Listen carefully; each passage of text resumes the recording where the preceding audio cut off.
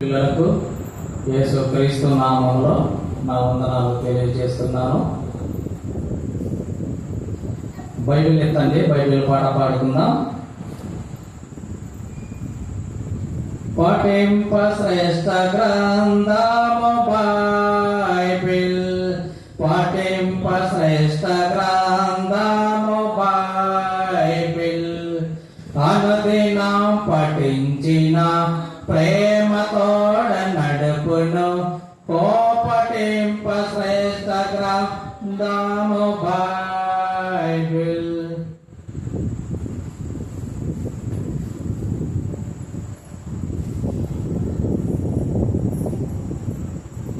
మన ఎదురుగా ఉన్న ఈ వాక్యాన్ని గురించి ఈరోజు ధ్యానించుకుందాము.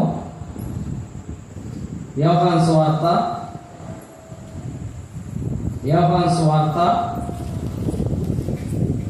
4వ అధ్యాయము. యోహాను సువార్త 4వ అధ్యాయము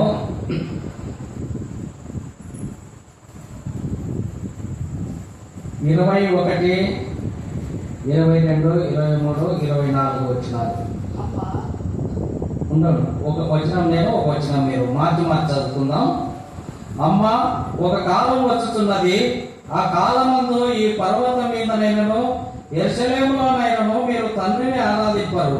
నా మాట నమ్ముము. ఆరాధించేవారు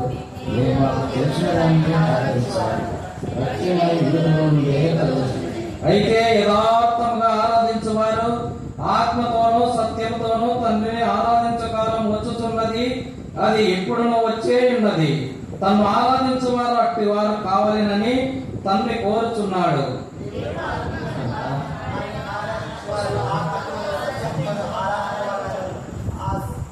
దేవుడు తన వాక్యమును దీవించి ఆశీర్వదించుగాక. దేవుని సాయం కొరకు చిన్న ప్రార్థన. ప్రేమగల తండ్రి, జీవంగల నాయన, నీ ఘనమైన పాదాలకు వందనాలు, స్తోత్రాలు చెల్లిస్తున్నాం. ఉదయకాలం నుంచి ఇంతవరకు కాచి కాపాడారు నాయన, స్తోత్రాలు. ఈ రాత్రి సమయంలో ప్రభా మరోసారి ప్రభా నీ సన్నిధికి మమ్మల్ని తీసుకొచ్చారు నాయన, స్తోత్రాలు. కొద్ది నిమిషాలు ప్రభా నీ మాటలు తండ్రి వెనుకకు బిడ్డలు వచ్చి ఉన్నారు నాయన, స్థాన్ని తోడుగా ఉంచు. చదవన్న లేఖన భాగాన్ని కృపలో జ్ఞాపకం చేసుకునైనా నిలబడి నేను నిష్ప్రయోజకుడను, ఎందుకో పనికి వాళ్ళంటి వాడనైనా నన్ను కృపలో జ్ఞాపకం చేసుకో.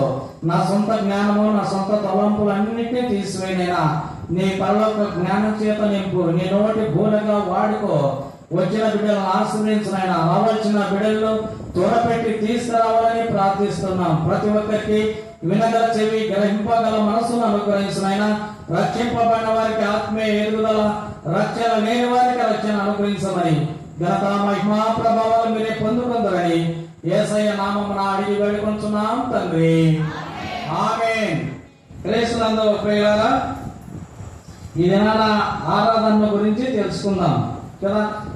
మరి లోకంలో చూసినట్లయితే రకరకాల సంఘాలు ఉన్నాయి, రకరకాల డినామినేషన్లు ఉన్నాయి. అందరూ బోధించేది బైబిల్నే, అందరూ పట్టుకునేది బైబిల్నే. మరి ఒక్కొక్కరు ఒక రకమైన ఆరాధన చేస్తూ ఉన్నారు. అన్ని రకాల ఆరాధనలో బైబిల్ ఉన్నాయా? దేవుడు అన్ని రకాల ఆరాధన చెప్పినాడా? ఒక్కొక్కరు ఒక రకంగా కదా. ప్రధానంలో ఒక రకంగా, ఎబ్రోన్లో ఒక రకంగా, సిఎస్ఐలో ఒక రకంగా కదా, పెంతెకోస్తోళ్ళు ఒక రకంగా, ఎస్విజోళ్ళు ఒక రకంగా. ఇన్ని రకాలుగా ఆరాధనలు చేయమని దేవుడు చెప్పినాడా? అయితే బైబిల్లో దేవుడు చెప్పిన ఆరాధన ఏమని చెప్పినాడు?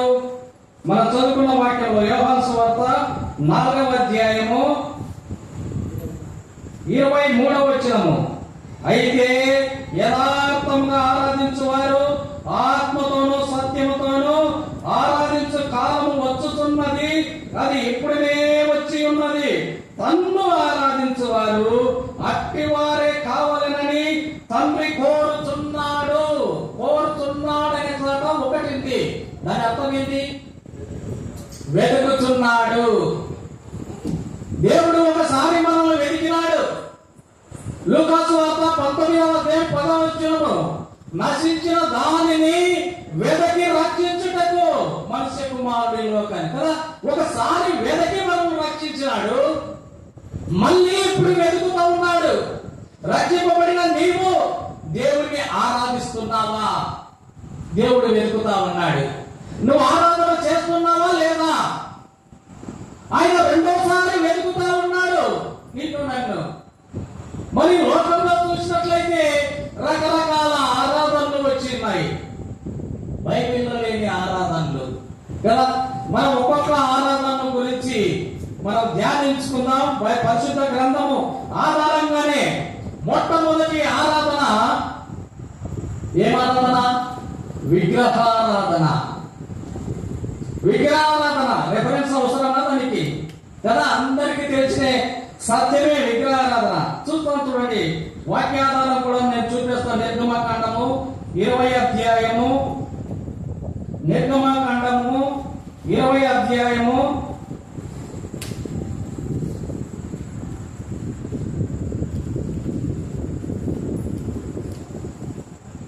20 అధ్యాయము దేవుడిచ్చిన 10 ఆజ్ఞల్లో మొదటి ఆజ్ఞ మనం చూస్తాము. 20 అధ్యాయము 3వ వచనంలో నేను తప్ప వేరొక దేవుడు నీకు ఉండకూడదు.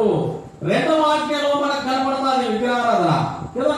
పైన ఆకాశం అంతే గాని, క్రింద భూమి అంతే గాని, భూమి క్రింద నీళ్ళ అంతే గాని ఉండు, దేని రూపమైనను విగ్రహమైనను నీవు చేసుకొనకూడదు, వాటికి సాగిలపడకూడదు, వాటికి నమస్కరింపకూడదు కదా. దేని రూపమునైనను అన్నాడు. దేని రూపమునైనను అంటే సిల్వ రూపం కూడక వస్తుంది, పావుల రూపం కూడక వస్తుంది. చాలా మంది ఏం చేస్తున్నారు? చర్చిల మీద సిల్వలు పెడతా ఉన్నారు. చర్చి మీద సిల్వ పెడితేనే దాన్ని చర్చి అంటారా? దాన్ని మందిరం అంటారా? సిల్వ పెట్టని దానిలో మందిరాలు అన్నారా? దేవుని వాక్యాలు రాసుకోబడి ఉంది కదా. మనం చూస్తాం చూడండి, ద్వితీయోపదేశ కాండము 6వ అధ్యాయము, ద్వితీయోపదేశ కాండము 6వ అధ్యాయము 9వ వచనము, నీ ఇంటి ద్వారబంధముల మీదను నీ గౌనుల మీదను వాటిని వ్రాయవలెను. దేవుని వాక్యాలు రాయాలి, గోడల మీద దేవుని వాక్యాలు రాయాలి. నా మందిరము సమస్త జనులకు ప్రార్థనా మందిరమని రాయి. సిలువను విగ్రహం అంటారా అనరా? ముందు మనం అది తెలుసుకోవాలి. సిలువను విగ్రహం అంటారా, విగ్రహం అనరా? అవునా? సిలువ విగ్రహమా కాదా? విగ్రహమే కదా. ఒకవేళ హిందువులు మానాంగిలో నందింది, నందిని మనం విగ్రహం అంటాము. వాళ్ళు ఆవును పూజ చేసి ఆవు విగ్రహం అంటాము. మరి మనం సిలువ పెట్టినప్పుడు మన దాన్ని ఎందుకు అన్నారు విగ్రహం అని? నేను ఒకసారి డోలుకు వెళ్ళేటప్పుడు ఆ రైల్లో ప్రయాణం చేస్తున్నప్పుడు కొండ మీద ఒక సిలువ ఉంది. అందరికి బాగా కనపడుతుంది రైల్లో నుంచి చూస్తే. రైల్లో ఉన్న వాళ్ళు అంటున్నారు, ఆ కొండ మీద చూడు సిలువ విగ్రహం ఎంత బాగా కనపడుతుందో అంటున్నారు. సిలువ విగ్రహము దేవుని వాక్యం సెలవిస్తుంది కదా. పైన ఆకాశం అంతే గాని, క్రింద భూమి అంతే గాని, భూమి కింద నీళ్ళ అంతే గాని, దేని రూపమునైనను దేని రూపము కూడా నీవు చేసుకోవడానికి వీలు లేదు. ఒకసారి మా ఊరి దగ్గర రామతీర్థం ఉంది. ఆ రామతీర్థానికి సిఎస్ఐకి వాక్యం చెప్పడానికి రమ్మన్నారు. వెళ్ళినాను. అక్కడ ఒక బలిపీఠం లాగా అది ఉంది.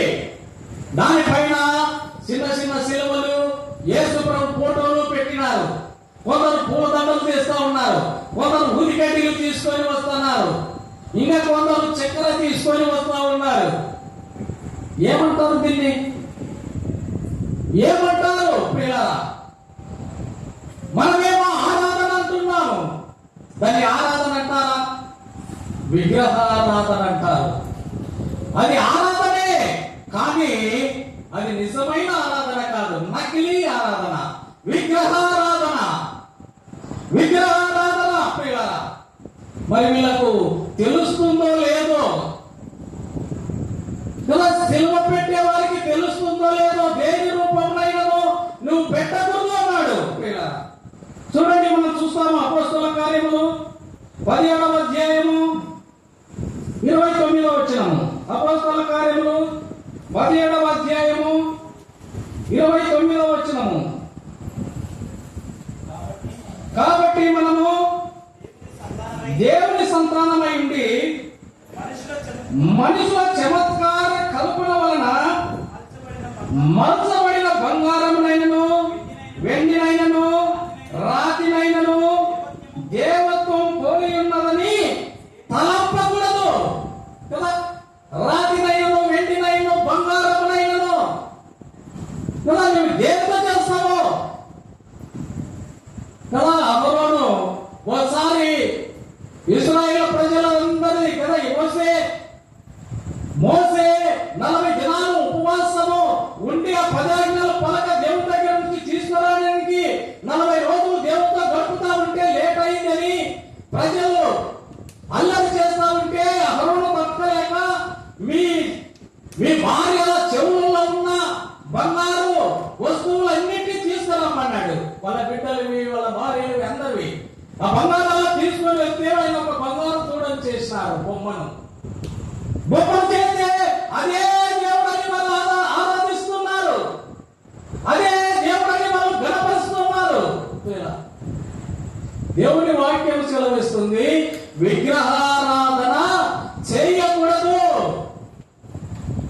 విగ్రహారాధన జరుగుతుంది, ఎక్కడ చూసినా విగ్రహారాధన మనకు కనబడుతుంది ప్రియులారా. చాలా సంఘాలలో కదా, ఇంకా రోమన్ క్యాథలిక్ లో చెప్పవలసిన అవసరమే లే.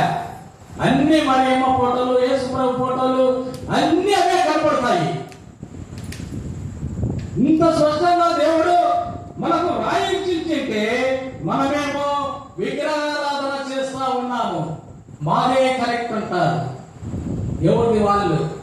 దేవుడు ఇన్ని ఆరాధనలు చెప్తున్నాడు. చూడండి, చూస్తాము లేవికాండము 26వ అధ్యాయము. లేవికాండము 26వ అధ్యాయము 1వ వచనము.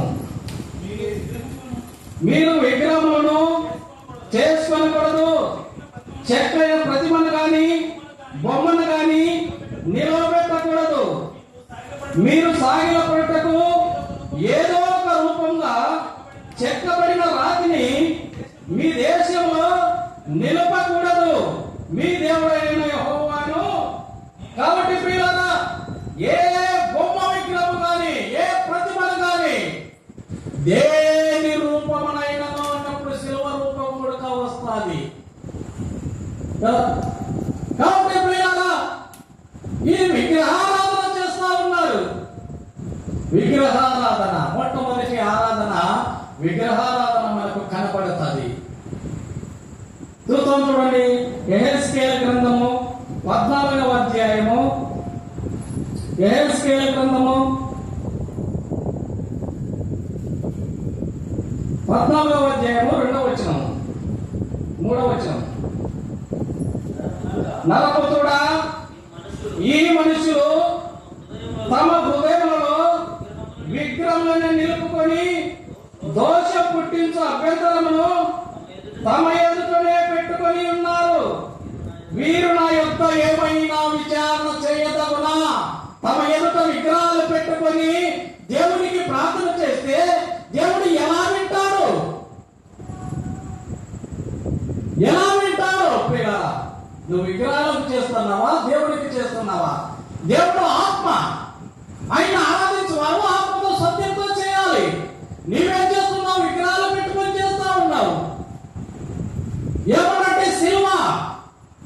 మరి యేసు ప్రభువు మోసిన సిలువను పెట్టుకుంటివి, యేసు ప్రభు బాప్తిజం తీసుకున్నప్పుడు వచ్చిన పౌరాన్ని పెట్టుకుంటివి.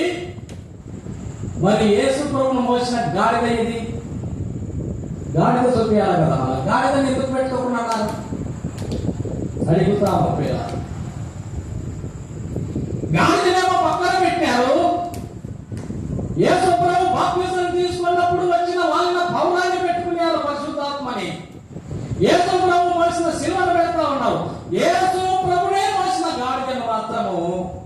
పక్కన పెట్టేసినారు. ఏ పాపం చేసింది గాడిద? ఆ గాడిదను మనం పక్కన పెట్టేసినారు కదా. కాబట్టి దేవుని వాక్యం సెలవిస్తుంది, విగ్రహారాధన చేయకూడదు.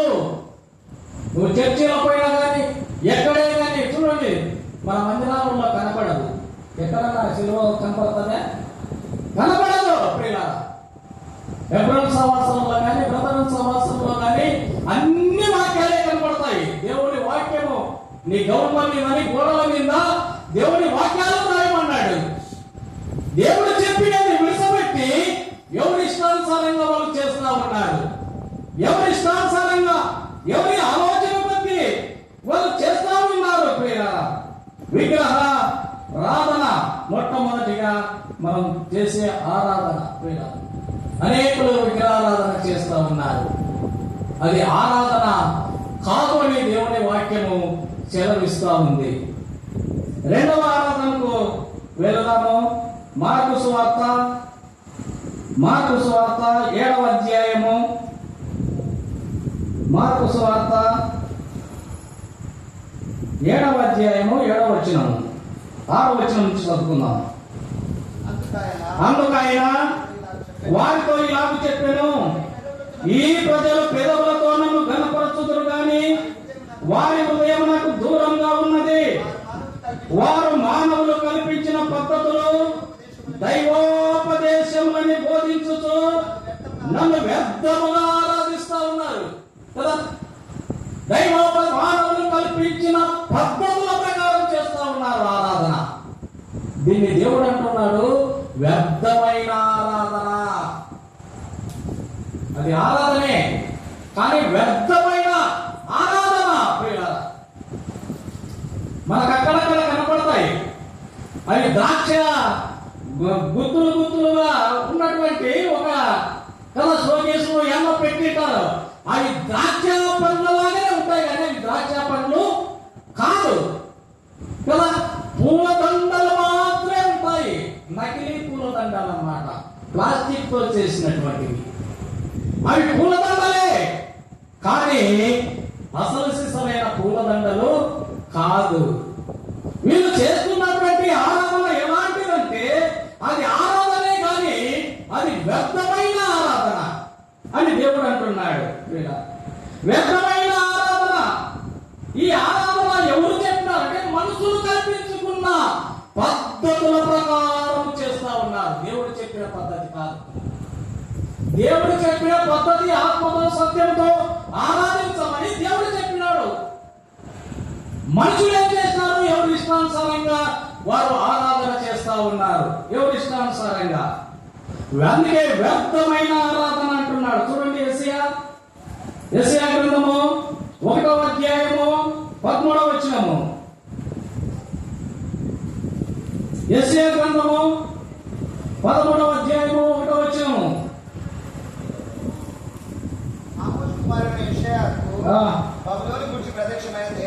లేదన్నా, యెషయా 1:13. మీ నైవేద్యములు వ్యర్థము, మీ ఆరాధన వ్యర్థము, మీ నైవేద్యము, మీ దహనబలులు నాకెందుకు? దేవుడి మాట వినాలి కదా. సౌలుకు దేవుడు ఆజ్ఞాపించినాడు, నువ్వు అమాలేకీయులను తుత్తనీయులుగా నరికివేయమన్నాడు. వారి ఎద్దులను, వారి గాతములను, వారి పశువులను, వారి పిల్లలను, సంటి పిల్లలతో సహా తుత్తనీయులుగా నరికివేయమన్నాడు. సౌలు ఏం చేసినాడు? వాళ్ళ రాజును, ఆగాగు రాజును ప్రాణంతో తీసుకుని వచ్చినాడు. కొన్ని మంచి మంచి ఎద్దులు, మంచి మంచి పొట్టేళ్ళు తీసుకొని వచ్చినాడు. దేవుడు సమయంలో ప్రవక్తకు చెప్పినాడు, సౌలు నా ఆజ్ఞను మీరి పాపం చేసినాడు, పోయి చెప్పు అన్నాడు. సమయంలో ప్రవక్త వచ్చి సౌలుకు చెప్తా ఉంటే సౌలు అంటున్నాడు కదా, నేను దేవుని ఆజ్ఞను నెరవేర్చింది, రాజును మాత్రం ప్రాణంతో తీసుకొని వచ్చినాను. మరి ఆ ఎడ్లకెలు గొర్రెల అరుపులు ఎక్కడివంటే అది జనులు దేవునికి బలి అర్పించడానికి తీసుకొని వచ్చినారు. మంచి మంచిని పనికి మాలేటి వల్ల చంపేసినారు అని అంటున్నాడు ప్రియ. దేవుడు చెప్పించినటువంటి వాటిని దేవుడికి బలిస్తే దేవుడు సంతోషిస్తాడా? కదా ఒకడు ప్రియులారా దేవుడి మాటను వినకుండా దేవుడికి బలులు అర్పిస్తే దేవుడు సంతోషించును అంటాడు. ఆయన మాట వినాలి. దేవుడు ఏది చెప్తే అది చేయాలి. చంపు అంటే చంపేయాలి అంతే కదా. ఒక పెళ్లికి వెళ్ళినాడు యేసు ప్రభు. పెళ్లికి వెళ్ళినప్పుడు అక్కడ ద్రాక్షారసం అయిపోయింది. యేసు ప్రభు దగ్గరికి వచ్చి అయ్యా ద్రాక్షారసం అయిపోయిందంటే ఆ పరిచారకులు మీరు నీళ్లతో నింపండి అన్నాడు. దాన్ని 6 రాతి పాలనలో నీళ్లతో నింపండి అన్నాడు. ఏంది ప్రభువా అయిపోయింది ద్రాక్షారసము, నువ్వేమో నీళ్లతో నింపమంటున్నావు? ఎదురు చెప్పాలి, కానీ వాళ్ళు ఎదురు చెప్పలే. ఆయన మాట వినాలి అంతే. ఆయన మాట వినాలి. ఆయన మాట వింటే ఆశీర్వాదము. ఒకసారి దైవజనుడు భక్త సింగ్ ఒక గ్రామానికి వెళ్ళి సువార్త ప్రకటిస్తే ఒక అరణ్యములో దాటుకొని రావాలి. ఒక అరణ్యం దాటుకొని పోయి ఆ గ్రామంలో సువార్త చెప్పి మళ్ళీ వస్తున్నాడట. కొద్ది దూరం వచ్చిన తర్వాత దేవుడు మాట్లాడినాడంట. మైకు పెట్టి సువార్త ప్రకటించున్నాడట. ఆయనతో పాటు వచ్చినటువంటి వారు ఆ యవనస్తుడు మైకు తీసుకొని వెళ్తుంటే అరే బాబు రానైనా మైకు ఆన్ చేయి అని తీసుకొని సువార్త చెప్తున్నాడంట. ఏంటి బ్రదర్ ఈ చెట్లు శ్యామలకు సువార్త ప్రకటించడం ఏంటంటే నాకు తెలియదు, దేవుడు చెప్పమన్నాడు నేను చెప్తున్నా అంతే. ఆయన చెప్పమన్నాడు చెప్తాడా? అది అరణ్యమో ఏదో నాకు తెలియదు. నెక్స్ట్ ఆదివారం వచ్చి ఒకడు సాక్ష్యం చెప్తున్నాడంట మందిరంలో. ఎవరో అరణ్యంలో నేను కట్టెలు కొట్టుకుంటా ఉంటే దేవుని సువార్తను చెప్పినాడు. ఆ సువార్త నా హృదయాన్ని తాకింది. దేవుని మాటలు నన్ను మార్చింది. దేవుడు చెప్పినట్టు చేయాలి. దేవుడు చెప్పినట్టు చేయాలి. మన ఇష్టానుసారంగా ఆరాధన కాదు, వ్యర్థమైన ఆరాధన, మనుషులు కల్పించిన ఆరాధన. మీ నైవేద్యము నాకు వ్యర్థము అంటున్నాడు. ఇంకేమంటున్నాడు చూడండి. యోబు గ్రంథము 15వ అధ్యాయము, యోబు గ్రంథము 15వ అధ్యాయము 4వ వచనము.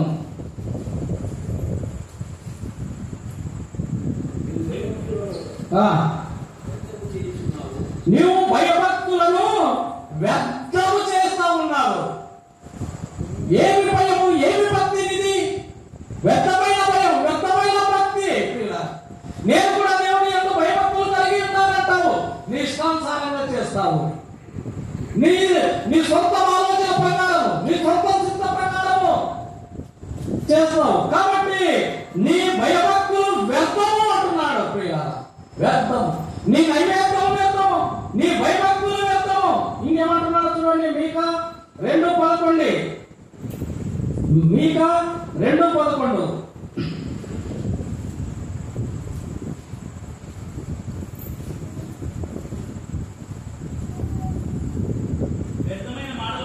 వ్యర్థమైన మాటలు పలుకుచు అబద్ధికుడైన ద్రాక్షారసమును బట్టి మద్యమును బట్టి నేను మీకు ఉపన్యాసము చేయుదునని అబద్ధము చెప్పుచు ఒకడు వచ్చిన ఎడల వాడే ఈ జనులకు ప్రవక్త. వాడే ఈ జనులకు ప్రవక్త. ఆ ప్రవక్తలే దేవుని వాక్యాన్ని పక్కన పెట్టి తమ సొంతము అభిషేక ఆరాధన అంట. టైటిల్ అభిషేక ఆరాధన ఉందా? బైబిల్లో చూపిస్తారా వాళ్ళు? అభిషేకాన్ని ఆరాధన అన్నట్టుగా చూపిస్తారా? కదా ప్రియులారా, ఒకసారి గమనించండి. వ్యర్థమైన ఆరాధన ప్రియులారా, మనుషులు కల్పించిన పద్ధతులు ఎవరి ఇష్టానుసారంగా వాళ్ళు పెట్టుకుంటున్నారు. ఎవరి ఇష్టానుసారంగా వాళ్ళు ఆరాధనలు చేస్తా ఉన్నారు. మన తల్లి సంఘంలో ఏ ఆరాధన లేదు, గురువు ఆరాధనే లేదు. ఉంటే నిరూపించమని వాళ్ళు. ఆరాధన అంటే ఏంటో తెలియదు ఇప్పటికీ. ఆరాధన అంటే ఏంటో తెలియదు. చెప్పేవారికి తెలియదు, వినేవారికి తెలియదు. ఏమన్నంటే విమర్శిస్తావు నువ్వు, వాళ్ళని వీళ్ళను విమర్శిస్తావంటే దేవుడి వాక్యంలో ఉంది. మళ్ళా దేవుడి వాక్యంలో ఉన్నది ఉన్నట్టు చెప్తే విమర్శలు అంటారు. దానికి సమాధానం చెప్పు.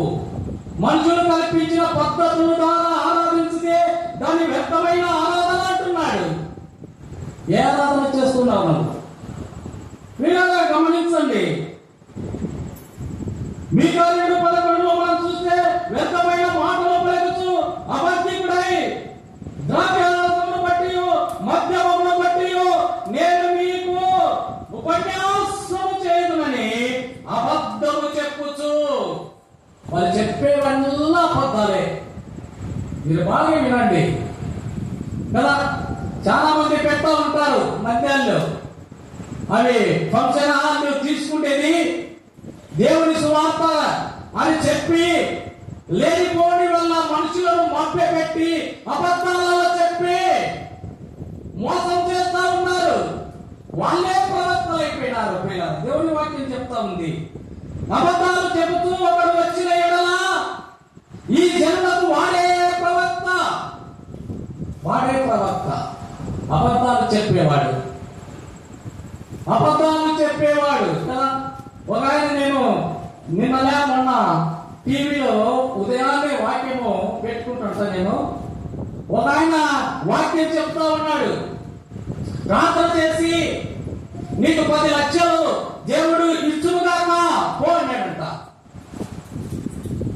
ఓ నెలకో 2 నెలలకో వచ్చి వాళ్ళు సాక్ష్యం చెప్తా ఉన్నారు. ఆ 10 లక్షలు వచ్చినాయంట. బంగారు గొలుసు కొనుక్కున్నారంట. 10 లక్షలు పెట్టి ఆ బంగారు గొలుసు చూపిస్తా ఉన్నాడు. సాక్ష్యం చెప్తా ఉన్నాడు.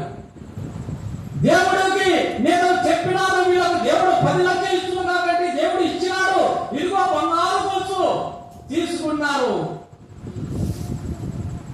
మరి దేవుడు నువ్వు చెప్పితే 10 లక్షలు వాళ్ళకి ఇస్తే నువ్వెందుకు అడుక్కుంటున్నావు?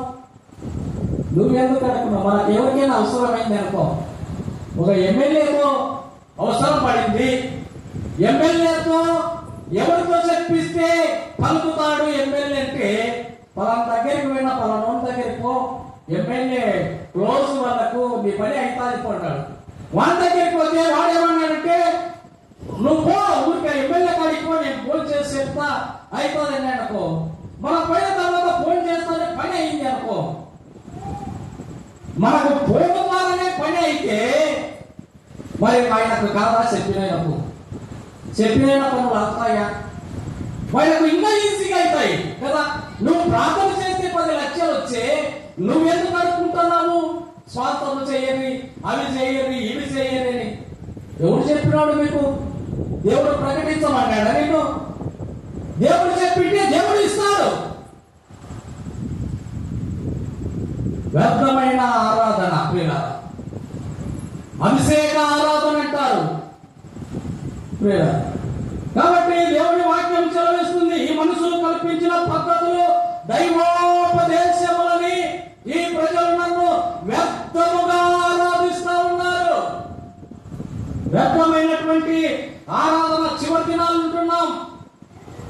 ఎక్కడ చూసినా గుర్తులు ఘోషిస్తా ఉన్నాయి. యుద్ధాలు, కరువులు, కాటకాలు, జనం మీదకి జనము, రాజ్యం మీదకి రాజ్యం లేస్తా ఉన్నాయి. ఇంకా ఎప్పుడు నువ్వు సరైన ఆరాధన తెలుసుకుంటావు? ఇంకా ఎప్పుడు నువ్వు సరైన మార్గంలోకి వస్తావు? యేసు ప్రభువు రాకముందే, నువ్వు ఈ లోకాన్ని విడవక ముందే నిజ దేవుడిని గుర్తెరుగు, నిజమైన ఆరాధన తెలుసుకోమని ప్రభు పేట మనవి చేస్తా ఉన్నాను. కాబట్టి ఈ రాత్రి సమయంలో నీవు నేను పరీక్షించుకోవాలి, ఎలాంటి ఆరాధన చేస్తున్నాం. చూడండి, యాకోబు రాసిన పత్రిక 1వ అధ్యాయము 26వ వచనము. యాకోబు రాసిన పత్రిక 1వ అధ్యాయము 26వ వచనము.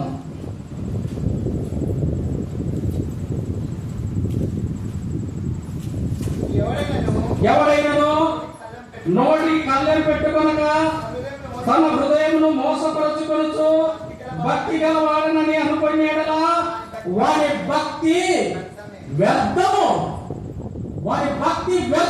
ప్రియులారా, ఎందుకంటే మనుషులు కల్పించిన పద్ధతుల ప్రకారం పోతా ఉన్నాడు. వాళ్ళు ఏం చెప్తే అది వింటూ ఉన్నారు. వారు అన్ని అబద్ధాలు చెప్తున్నారని దేవుని వాక్యమే సెలవిస్తా ఉంది. నేను చెప్పేది కాదు. నేను చెప్పినది కాదు, దేవుని వాక్యం వేసి చెప్తుంది. అట్టి వారిని మీరు ప్రవక్తగా చెప్పుకుంటారని. దేవుని వాక్యంలో మనం చూస్తాం. మత్తయి సువార్తలో మనం చూస్తే 7వ అధ్యాయము, మత్తయి సువార్త 7వ అధ్యాయము 15వ వచనంలో అంటాడు, అబద్ధ ప్రవక్తలను గురించి జాగ్రత్త పడండి.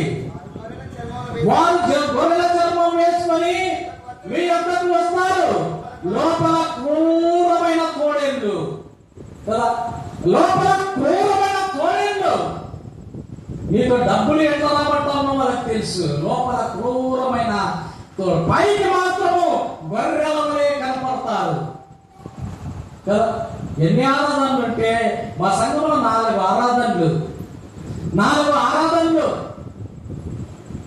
మొదటి ఆరాధన 6 నుంచి 8 వరకు, రెండవ ఆరాధన 8 నుంచి 10 వరకు. ఇట్లా 2 గంటలు సమయంలో ఆరాధనకు ఎవరు పెట్టమన్నాడు మిమ్మల్ని? దేవుడు చెప్పినాడా? ఇన్ని ఆరాధనలు వీళ్ళ స్వార్థం కొరకు పెట్టుకున్నారు ఆరాధనలు. ఎందుకంటే వాళ్ళ మందిరానికి వచ్చే వాళ్ళకు ఆ సమయంలో రాలేకపోతే మరొక సమయంలో మొదటి ఆరాధన లేకపోతే రెండో ఆరాధన కూడా రాలేకపోతే 3వ ఆరాధన అంటే వాళ్ళ కానుకలు ఎక్కడ బాగూడదు, నాకే రావాలి. ఇది స్వార్థంగా కనపడలేదా ఈ ఆరాధనలు? ఇది స్వార్థంగా కనపడలేదా ప్రియులారా? గమనించమని ప్రభుపేట మనుషులు కల్పించిన పద్ధతులు ఆరాధనలో ప్రభువులలో నీవు పాలుపంపులు పొందిన తర్వాత ఏం చేయాలి? నువ్వు ఆదివారము ప్రభువులలో పాలుపంపులు పొందిన నీవు ఏం చేయాలి? చూడండి, 1 కొరింథీ 11వ అధ్యాయము, కొరింథీయులకు రాసిన మొదటి పత్రిక 11వ అధ్యాయము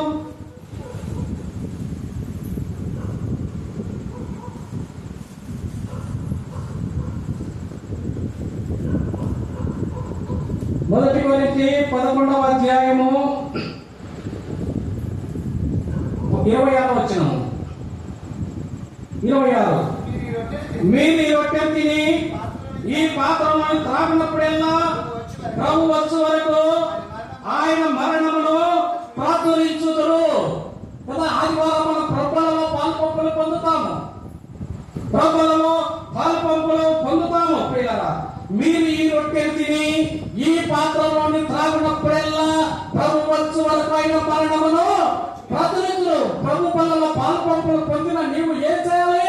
యేసు ప్రభు సువార్తను ప్రకటించడానికి వెళ్ళాలి. అట్లా వెళ్ళరు. ఇంకొక ఆరాధన స్వార్థమైపోయింది ప్రియుల. వారి స్వార్థం వరకు పెట్టుకున్నటువంటి ఆరాధనలు ఇవి.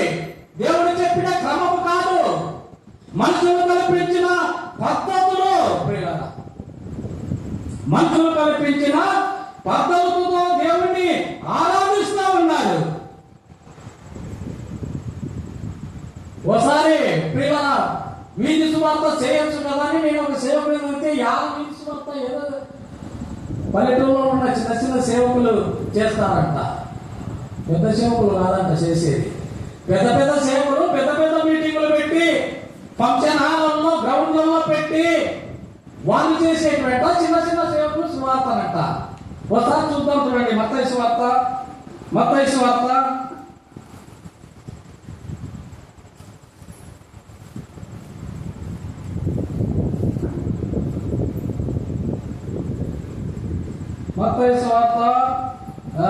9వ అధ్యాయము 35వ వచనము. యేసు వారి సమాజ మందిరంలో బోధించుచు రాజ్య సువార్త ప్రకటించుచు ప్రతి విధమైన రోగమును ప్రతి విధమైన వ్యాధిని స్వస్థపరచుచు సమస్త పట్టణముల యందును గ్రామముల యందును సంచారము చేసెను. ఎవరు? యేసు ప్రభు. సమస్త పట్టణముల యందును గ్రామముల యందును సంచారం చేసినాడు. ఎప్పుడు? సమాజ మందిరములో బోధించిన తర్వాత. యేసు వారి సమాజ మందిరములో బోధించుచు రాజస్వార్తను ప్రకటించినాడు. వీళ్ళు ప్రకటించారంట. ప్రకటిస్తే కొట్టారయ్యా, ప్రకటిస్తే ఏమేమో చేస్తారో అని భయపడిపోలేక లేనిపోని సాకులు చెప్తా ఉన్నారు. పిరికి వారు దేవుని రాజ్యానికి వెళ్ళరు. పిరికి వారు దేవుని రాజ్యానికి వెళ్ళరు. యేసు ప్రభు మన కొరకు కదా, మనం చేసిన పాపముల కొరకు కదా చేతులలో శీలలు పట్టించుకున్నాడు, కాళ్ళలో శీలలు, ముఖం మీద ముందు వేయించుకున్నాడు, పక్కలో మల్లె పోటీ పడిపించుకున్నాడు. ఎన్ని అవమానాలు! యేసు ప్రభు శరీరం అంతా నాగటి సాళ్ళ వలె దున్నపడింది. నీ కొరకు నా కొరకు. యేసు ప్రభు కొరకు ఒక మాట అనిపించలేవా? బాబన్న సువార్త చేస్తూ ఉంటారు, ఎన్ని రకాలుగా అంటుంటారు బాబన్నను, అదెల్లా తుడుచుకొని పోతూ ఉంటారు. నాకు తెలుసు, సువార్తకు పోయేటోళ్ళకి వస్తుంటాయి, సువార్తకు పోయేటోళ్ళకి తెలుస్తుంది. నువ్వు యాన్నో మందిరంలో 4 ఆరాధనలు 3 ఆరాధనలు పెట్టుకోవడం కాదు, అది క్రమము కానే కాదని దేవుని వాక్యము సెలవిస్తుంది. అది మనుషులు కల్పించిన పద్ధతులు, దైవోపదేశములని వ్యర్థముగా నన్ను ఆరాధిస్తా ఉన్నారు. వ్యర్థమైనటువంటి ఆరాధన. మొట్టమొదటి ఆరాధన విగ్రహారాధన, రెండవ ఆరాధన వ్యర్థమైన ఆరాధన, మనుషులు కల్పించిన పద్ధతులు. ప్రియ దేవుని వాక్యం ఏమని సెలవిస్తుంది? అందరికీ వందనాలు చేయమంటుంది. కొందరు ఏం చేస్తున్నారు? షాలోమ్ షాలోమ్, ఇంకా కొందరు మరణాతా. ఏం వందనాలకి ఏమైంది? వందనాలు పాత పడిపోయిందా? వందనాలు ఏమన్నా క్రియలా? ఏ దేవుడే చెప్పినాడు ప్రతి పరిశుద్ధునికి వందనాలు చేయమని దేవుడే చెప్పాడు. ఆ వందనాలను అసలు పక్కన పెట్టేసినారు. ఎవరు ఇష్టానుసారంగా వాళ్ళు పెట్టుకుంటున్నారు. షాలోమ్ అని కొందరంటే, మరణాత అని కొందరంటే కదా. మరియమ్మ యేసు ప్రభు గర్భంలో ఉన్నప్పుడు ఎలిజబెత్ ఇంటికి పోతే ఏం చెప్పిందేమే? వందనాలు చెప్పింది. వందనాలు చెప్పింది. వీళ్ళేం చేస్తున్నారంటే ఇష్టానుసారంగా ఎవరి పద్ధతులు, దేవుడికి మహిమ కాదు అది, వీళ్ళ వచ్చి తప్పు చేసుకుంటూ ఉన్నారు. షాలోమ్ అని పెడితే మా సహవాసములు, దేవుడి సహవాసములు కాదు, దేవుడి సహవాసములు కాదు. ఒక ఆయన బనాపల్లెలో ఏమని సాక్ష్యం చెప్పాడంటే, ఈ మందిరానికి దేవుడు 60-70 లక్షలు సాయం చేసినాడు, దేవుడే కట్టించినాడు అన్నాడు. దేవుడే కట్టించినాడు. ఆయన చెప్పేదే కాదు, అందరు చెప్పేది అదే. మళ్ళీ ఆయన తప్పని ఎందుకన్నా? అందరు చెప్పేది అదే.